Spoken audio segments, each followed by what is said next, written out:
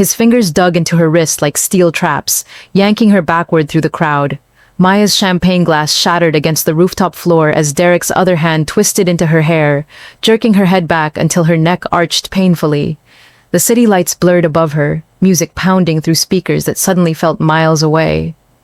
"You think you can just disappear?" His breath was hot against her ear, fingers tightening until her scalp burned. 4 months, Maya. 4 months you made me look for you." She tried to pull away, but his grip only strengthened. Around them, at least 60 people watched. Some turned away, others pulled out phones, but no one moved. No one said a word. The same paralysis that kept her silent for 2 years kept them frozen now. Derek dragged her toward the glass railing, and Maya's stomach dropped. The 42nd floor. She could see the street below, cars moving like toys. "Please," she whispered, hating how small her voice sounded. "Derek, please, shut up." He shoved her against the railing, the metal edge cutting into her lower back. "You embarrassed me, made me look weak. Do you know what people have been saying? If you're hooked already, hit that subscribe button because this story is about to get intense. Drop a comment telling me if you've ever felt trapped with no way out. And don't forget to like. We're going for 10,000 likes on this one." A man set down his drink at the bar. Not quickly, not slowly, just deliberately, like he had all the time in the world. He was tall, wearing a charcoal suit that probably cost more than Maya's monthly rent.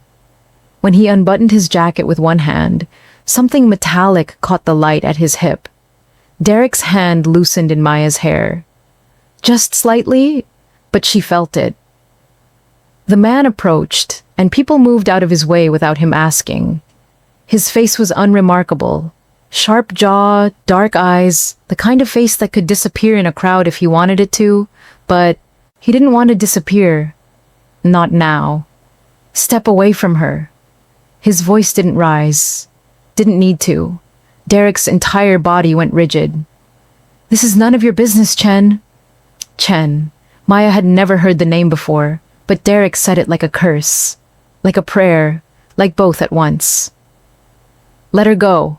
The man, Chen, moved closer, and Maya saw what had caught the light, a holster, barely visible beneath his jacket. Now, Derek released her so fast Maya stumbled, catching herself on the railing. He backed away, hands raised, smile false and trembling. "Hey man, this is just a misunderstanding. She's my girlfriend." "She's not." Chen positioned himself between them, and Maya suddenly couldn't see Derek anymore. Only this stranger's back, only the breadth of his shoulders blocking out everything else. "She's under my protection now. Leave." Derek's footsteps retreated fast.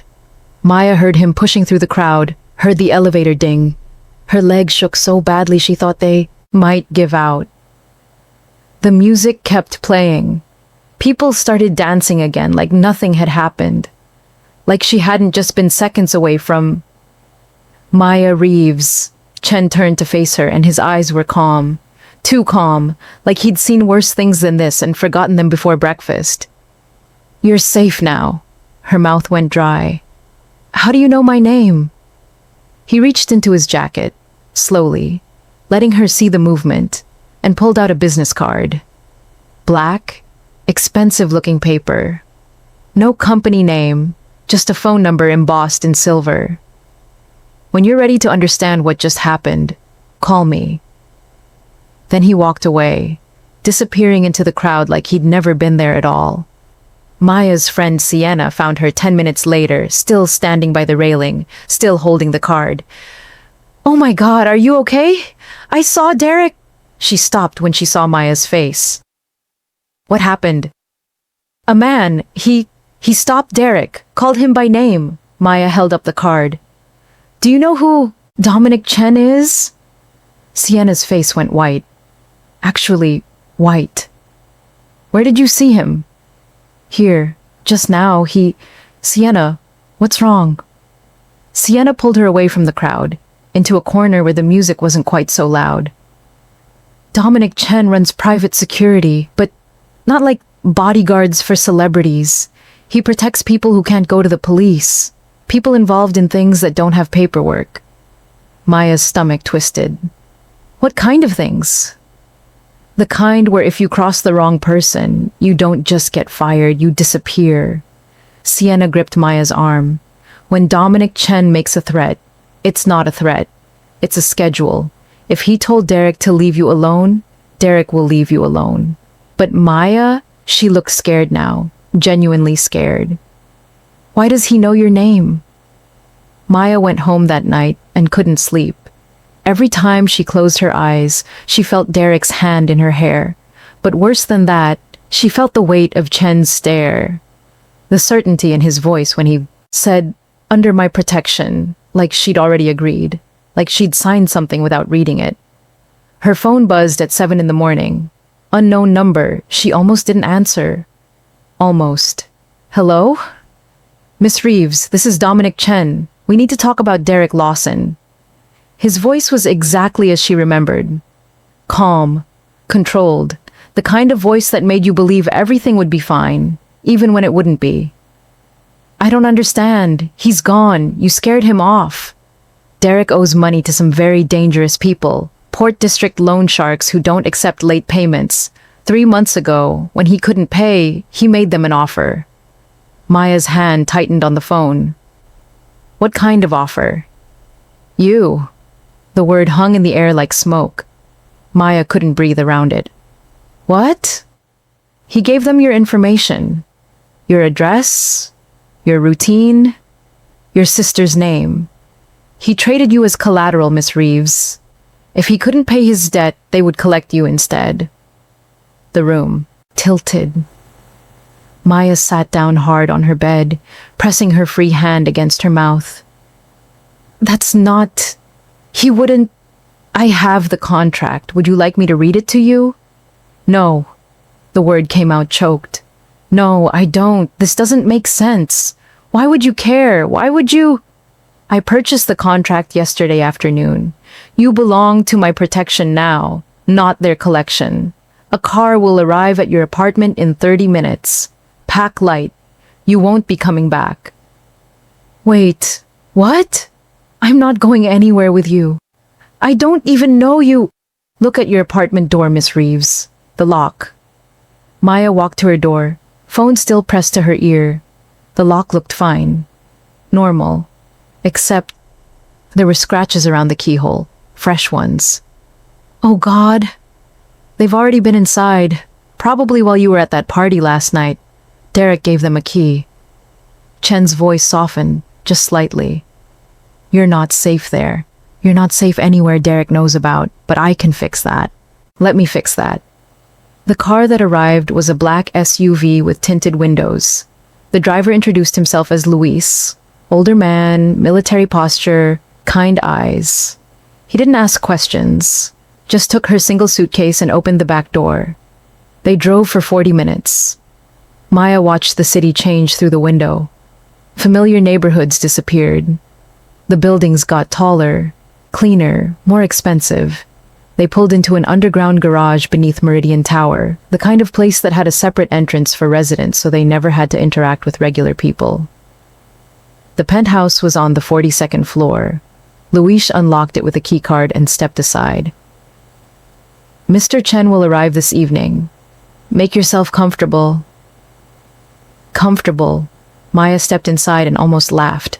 The place was massive, floor-to-ceiling windows overlooking the entire city, furniture that looked like it belonged in a museum, kitchen so pristine she was afraid to touch anything. Her entire apartment could fit in the living room. There were clothes in the bedroom closet.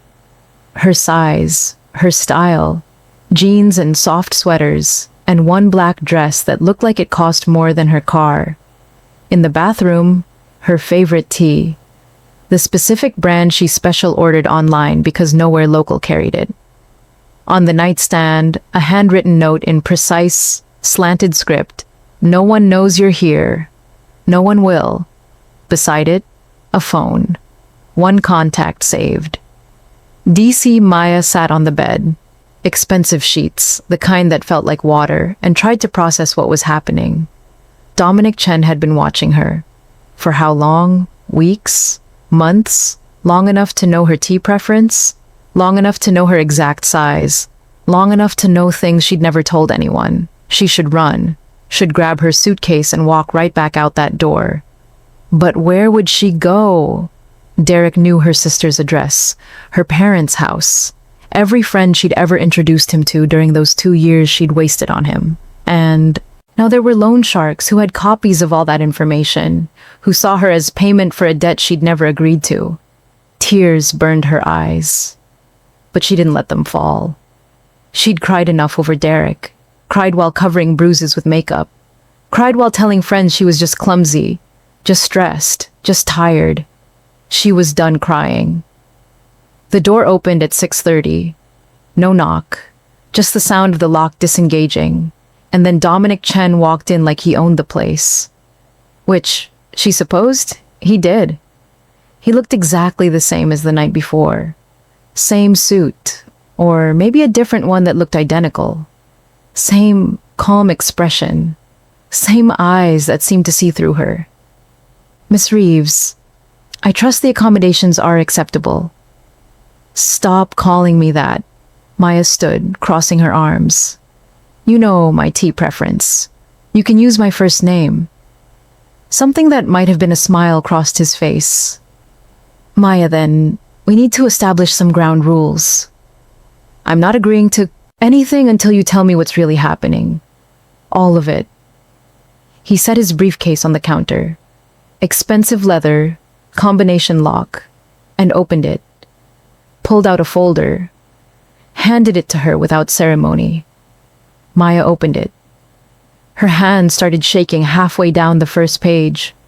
There she was, her full name, social security number, work address, her sister's name. God, Emily's name was in here. Her parents' address in Colorado, places she went grocery shopping, her regular running route, the cafe where she worked on her laptop every Wednesday, and at the bottom, in Derek's handwriting, full compensation package, satisfaction guaranteed. She was going to be sick. "They were planning to grab you next week," Dominic said quietly. "Tuesday morning. Your running route takes you through that park where there aren't cameras. They were going to make it look random. Wrong place, wrong time." Maya closed the folder before she could read more. Why? Why would Derek do this? Because he's desperate. Because he's weak. Because men like him don't see women as people. They see them as resources. Dominic took the folder back, tucked it away. But mostly because he thought he could get away with it. And you stopped him. "I bought you. Technically." He said it so matter-of-factly, like he was discussing the weather. "I paid his debt in full. The contract is void. You're no longer an asset to be collected." "So what am I now?"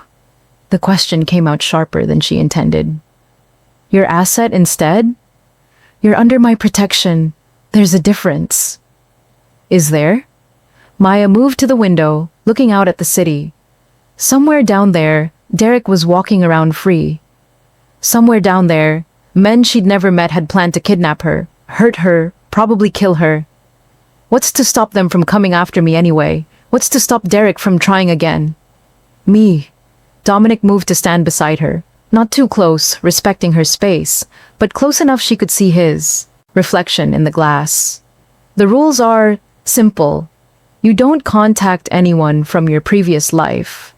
Not Sienna, not your sister, not anyone Derek might monitor. You don't leave this apartment without Luis or another approved security escort.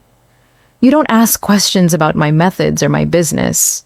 And you tell me everywhere you go, everyone you talk to, complete transparency. So I'm a prisoner. You're alive." His voice stayed level. "Derek's cage would have broken you. Mine will keep you breathing." Maya turned to face him, anger finally cutting through the fear. "You don't know anything about me. You don't know what I can handle." "You have a scar. Here." He gestured to his own collarbone, mirroring where hers was hidden beneath her shirt. "From when Derek shoved you into the corner of your coffee table. You told the ER nurse you tripped. They didn't believe you, but they couldn't prove otherwise. The air left Maya's lungs. She hadn't told anyone about that. Not even Sienna. How? I've been watching you for 6 weeks, since Derek first contacted the loan sharks, since his debt became your problem. Dominic's expression didn't change, but something shifted in his eyes. Something almost human. That doesn't happen again. Not while I'm here.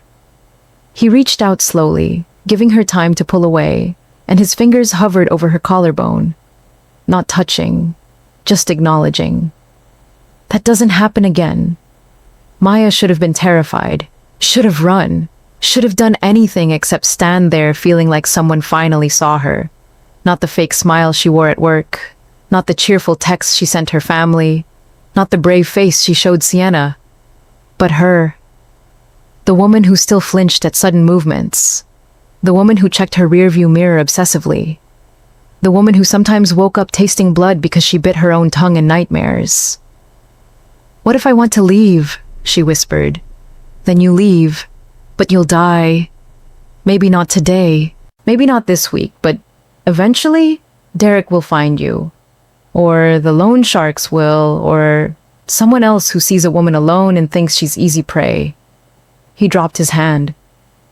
"Your choice, freedom and death, or safety and rules. But you need to choose now." 3 days passed. Maya explored the boundaries of her new prison. The gym on the 40th floor, empty at 6 in the morning when Luis took her. The library on the 38th, stocked with books she'd had on her wish list. She could order anything she wanted through an app on her phone. Food, clothes, entertainment, everything except contact with the outside world. She tried calling Sienna once.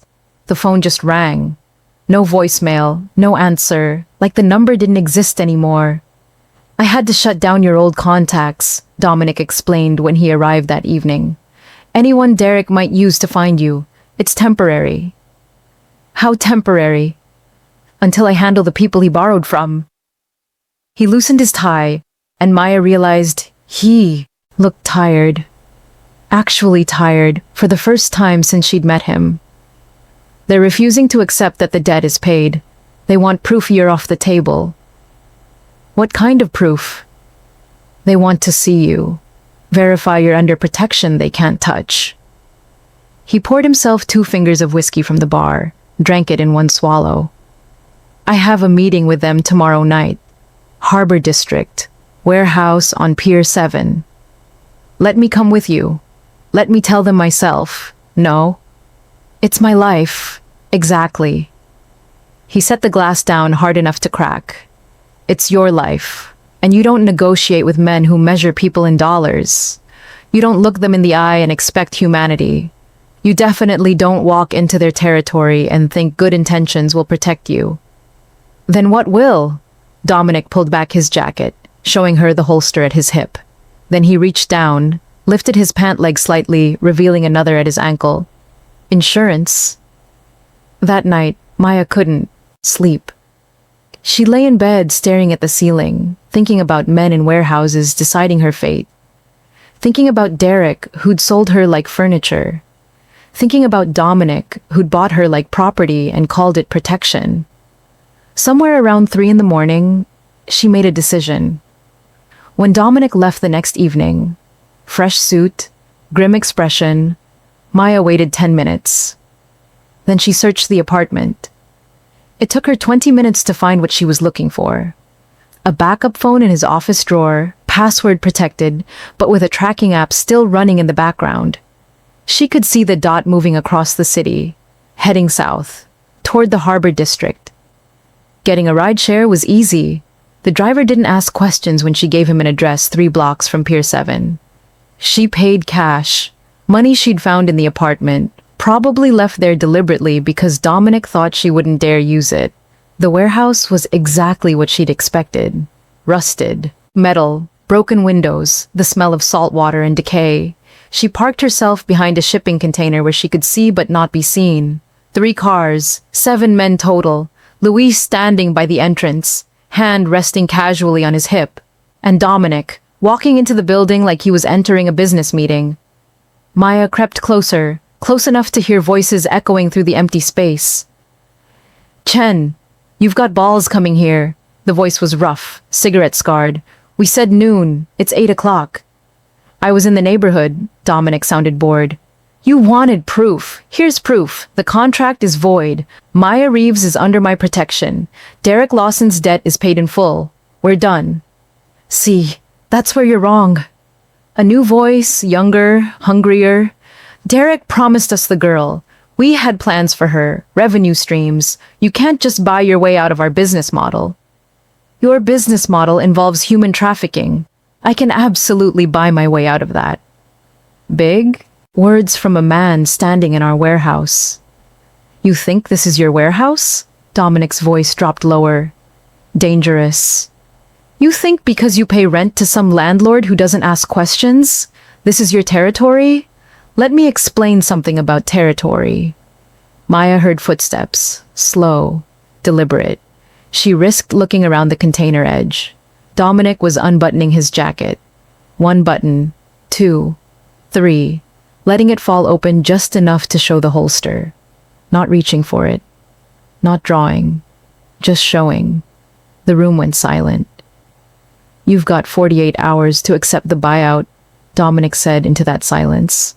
"After that, this becomes expensive for everyone, and I promise you, you can't afford my rates."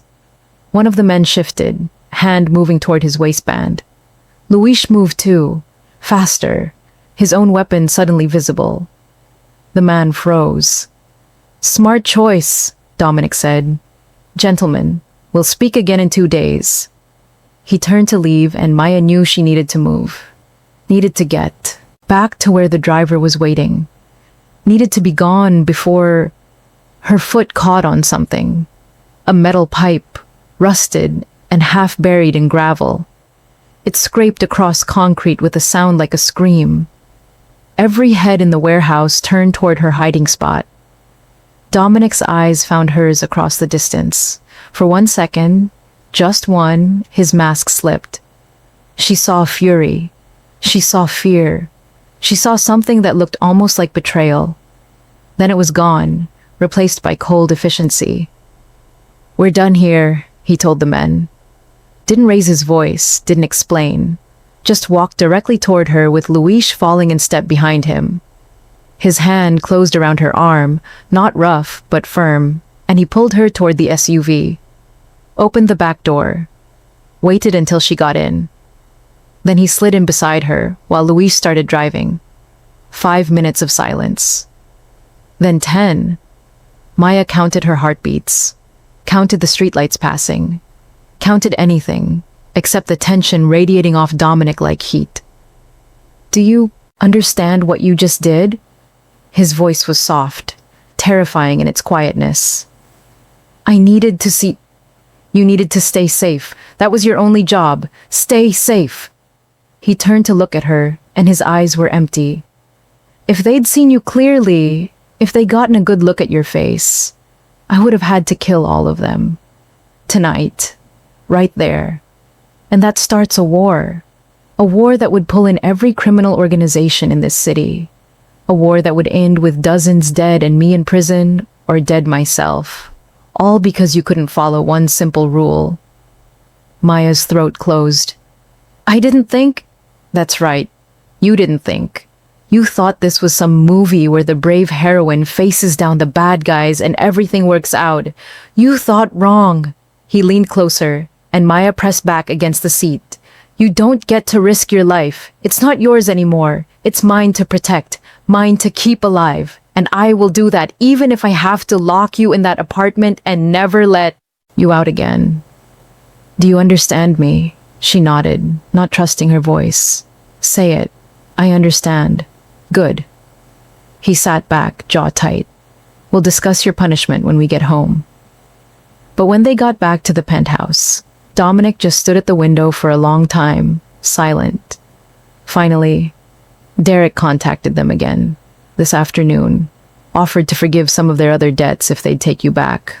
Insisted the contract should still be valid because you were rightfully his. Maya felt something crack inside her chest. He won't stop, will he? As long as he's alive, as long as he's free, No, he won't stop, not because he loves you, not because he wants you, because he can't lose. His ego won't allow it. Dominic turned to face her. So I'm going to end it. Permanently. What does that mean? It means you need to decide how much blood you can live with on your hands, because ending Derek, really ending him, means crossing lines that don't uncross. It means methods that keep you safe but keep me damned. His expression was unreadable. So you need to tell me now, how far am I allowed to go? Maya thought about Derek's hands in her hair, thought about him selling her like meat, thought about the scar on her collarbone and all the other scars he'd left that didn't show. As far as you need to, just make sure I never have to see him again. Dominic nodded once. Then it's done. He left. Maya didn't see him for 2 days. Luis brought meals, checked the apartment, said nothing about where Dominic had gone or what he was doing. The not knowing was worse than knowing would have been. She imagined violence, imagined worse. Imagined Dominic with blood on his hands and that cold expression that never quite reached his eyes. On the third morning, her phone buzzed. Not the burner, the one Dominic had given her. A text from DC, St. Augustus Hospital, room 447. She called Luis. I need to go to St. Augustus. He didn't ask why, just grabbed the car. Keys. Room 447 was in the ICU. Through the window, Maya could see Derek, alive, broken, but alive. Both arms in casts, face swollen, one eye completely shut, machines beeping around him in steady rhythm. What happened to him? She asked the nurse. Car accident, or that's what the police report says. Funny thing though, his car wasn't damaged, and someone delivered evidence to the station. Financial fraud, assault with intent, witness tampering, extortion. The DA's already talking plea deal, 20 years minimum. The nurse glanced at Derek with zero sympathy. Some guys just run out of luck. Maya stood there for a long time, watching him breathe, watching him suffer, and she felt nothing, no satisfaction, no pity, just relief. Just the bone-deep knowledge that this part of her life was finally, actually over. Her phone buzzed again. DC, meet me at the penthouse. Dominic was standing at the window when she arrived, still wearing yesterday's clothes. He looked exhausted. He's alive, he said without turning. That's more mercy than he deserves, but he'll spend the next 2 decades in prison, and the people he borrowed from have accepted that as sufficient resolution. You're free. The contract is void. No one is hunting you. What did you do? Maya asked quietly. Nothing you need details about. He finally turned. I'm offering you a choice. Real choice. This time. I've set up a new identity, new city, new life, money enough to start over completely. You can walk away, disappear, be someone Derek and his associates will never find.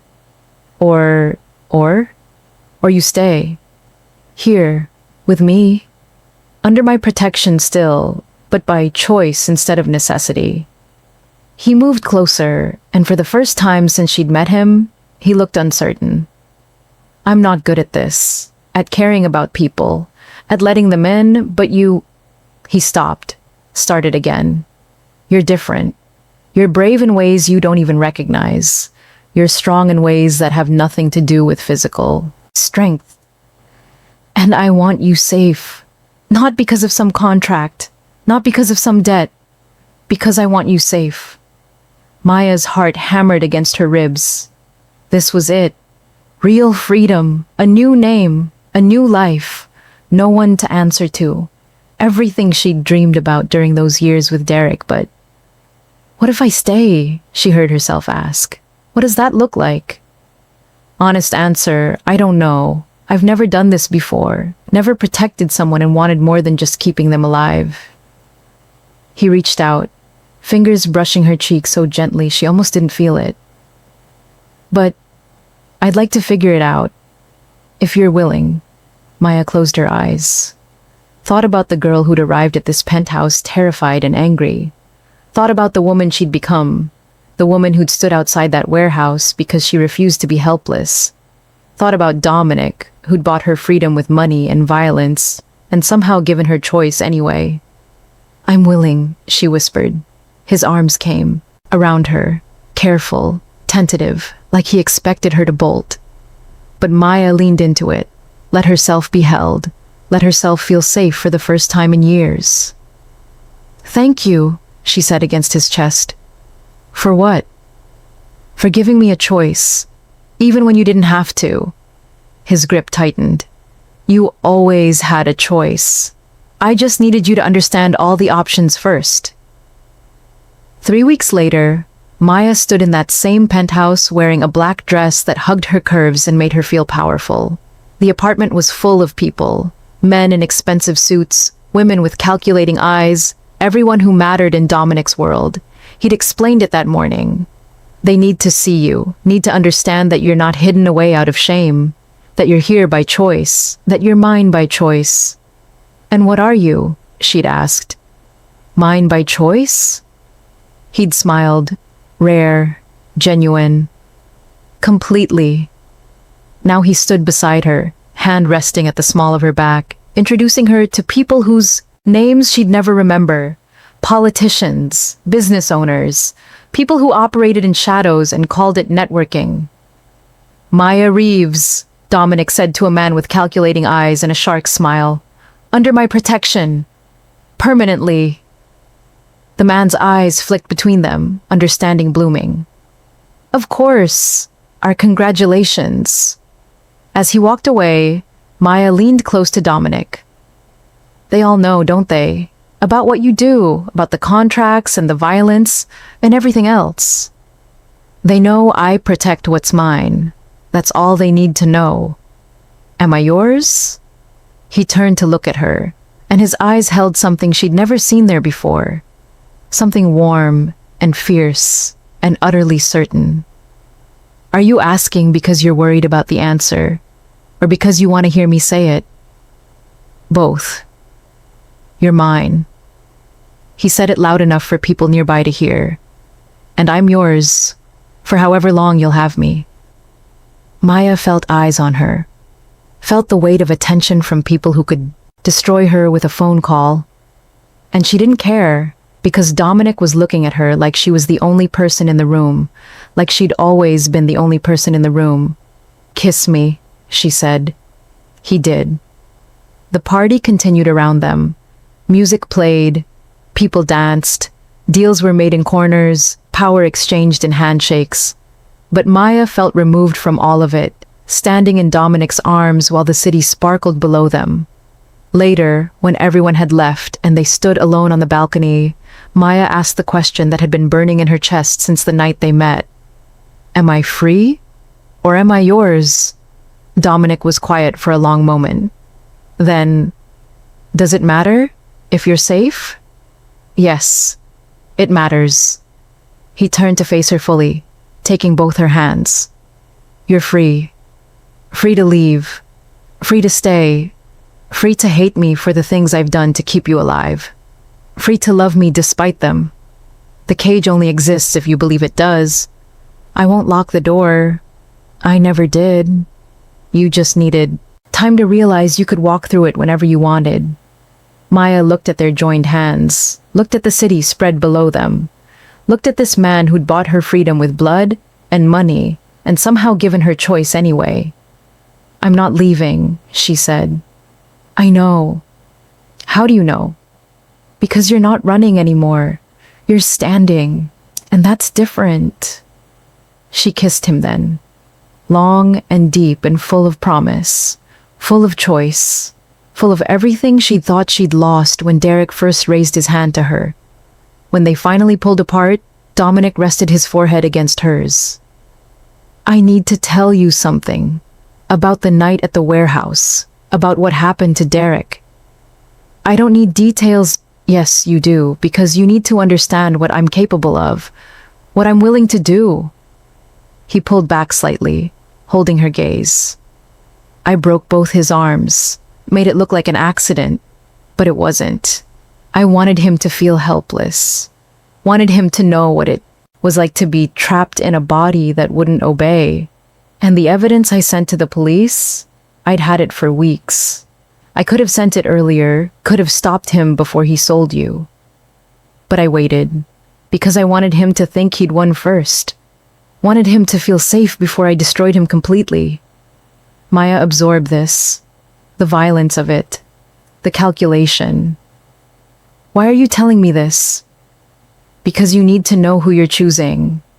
I'm not a good man, Maya. I do terrible things to protect the people I care about. And if someone threatens you again, if anyone ever threatens you again, I won't hesitate. I won't ask permission. I'll just act. She should be scared, should run, should do anything except stand here feeling grateful. Good, she said simply. Good? I spent 2 years with a man who hurt me and called it love. I spent 4 months running from a man who sold me and called it settling a debt. You've done violent things, yes, but you've never lied to me. Never. Made me feel small. Never made me doubt that you'd keep me safe. She cupped his face in her hands. So, yes. Good. I'm glad you're the kind of man who destroys people who deserve destroying. Something in his expression cracked open. Relief. Wonder. Love, maybe, though he probably wouldn't call it that yet. You're extraordinary. I'm practical. No, you're extraordinary and you're mine, and I'm going to spend every day proving I deserve that. If you're still watching, thank you. Drop a comment telling me what you thought. Did Maya make the right choice? Should she have run? And don't forget to subscribe because part 2 is coming. And trust me, you don't want to miss what happens when Maya's past shows up at their door. Hit that like button if you want to see more stories like this. We're trying to hit 10,000 likes so everyone counts.